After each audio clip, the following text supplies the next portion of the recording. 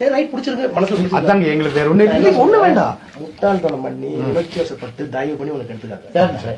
ஒண்ணு இன்னொன்னு சொல்றேன், நமக்குள்ள இருந்தோம் கலைஞருக்கு பிறகு கட்சி அவர்கிட்ட போகும். ஆனா ஏன் பிடி விட்டு போகாது சார். காலத்துக்கு வெயிட் பண்ணுவோம் சார்.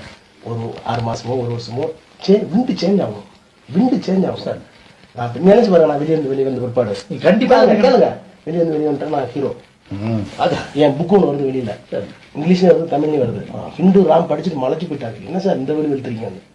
பிச்சை எடுக்கிறேன் எல்லாத்தையும். அதில் பிரணாப் முகர்ஜி, சோனியா காந்தி, மன்மோகன் சிங், சிதம்பரத்தை எங்க பண்றேன் நான். அந்த புக்கு வந்து ஒரு பெரிய ஸ்டாம் ஆகும். அது வரைக்கும் நான் அடைக்க வாசிப்பேன். அதுக்கு பிறகு எனக்குன்னு ஒரு தனி அடையாளத்தை ஏற்படுத்துவேன் சார். எப்படி கேளுங்க, வட மாவட்டங்கள்ல வன்னியர்கள் கூடு. ஆனா சிவசங்கர் சொல்லுவான், நான் எப்படி இருப்பாங்க சார். சார் எங்க ஊர்ல எனக்கு ஜாதி கிடையாது. வன்னியர்லாம் என் ஃப்ரெண்டு, என் சொந்தக்கார மாதிரி சார். எந்த ஊருக்கு வந்தேன், கீழே கவுண்டர் இருக்கு. எந்த கவுண்டர் ஆச்சும் என்ன இசைன்னு பாக்குறேன்னா எல்லா கவுண்டர் அட்டென்ஷன் நிற்கிறாங்க.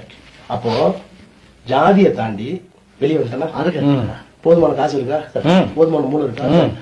கலைஞர் போயிட்டா கனிமொழி தாக்கு ஸ்டாலின் பஞ்சாயத்தை விட்டோம்.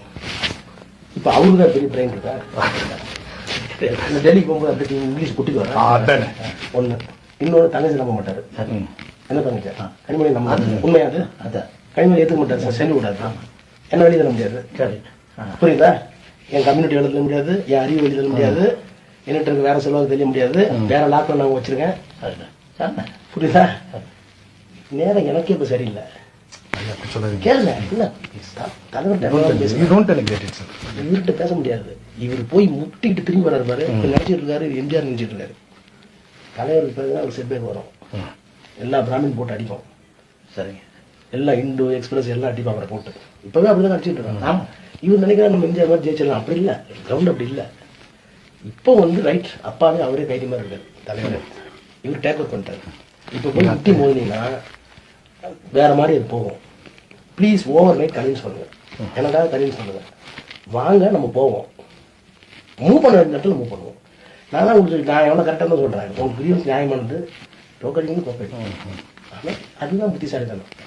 ஒரு பிராமணனுக்கு நமக்குள்ள வித்தியாசம். நம்ம அறுவாலை தூக்கிறோம், அவன் அறுவாலை தூக்க மாட்டான். முடிச்சிருவாங்க அதை சைலண்டா முடியும். நான் இப்ப வந்து பாக்குறதுக்கு அரசியல் பார்த்த உடனே வேற ஏதாவது சொல்லுவாரு. வேண்டாம், எலெக்ஷன் முடிப்பேன். எலெக்ஷன் முடிச்சு போனா இல்ல, நீ இடையில வாங்க, நான் ஸ்பீக்கர் உள்ளே போட்டு நான் என்ன பேசணும் காமிக்கிறேன் சார். இன்னைக்கு நைட் கூட காமிக்கிறேன். நான் மொழிமரவே இல்லை. ஸ்டாலின் போன போட்டு இன்னைக்கு என்ன நடந்தது, அங்க நியாயமானது, அவருக்கு பின்னாடி இவ்வளவு குரூப் இருக்கு. ஒண்ணு சமாதானம் ஆயிட்டாருன்னு பார்த்தா சமாதானம் உங்களுக்கு கட்டுப்பட்டு வேலை பார்க்கறாரு ஸ்டாலின். குமார் கூட சமாதானம் இல்ல. நீங்க சொல்லுங்க, தனியாள பண்ண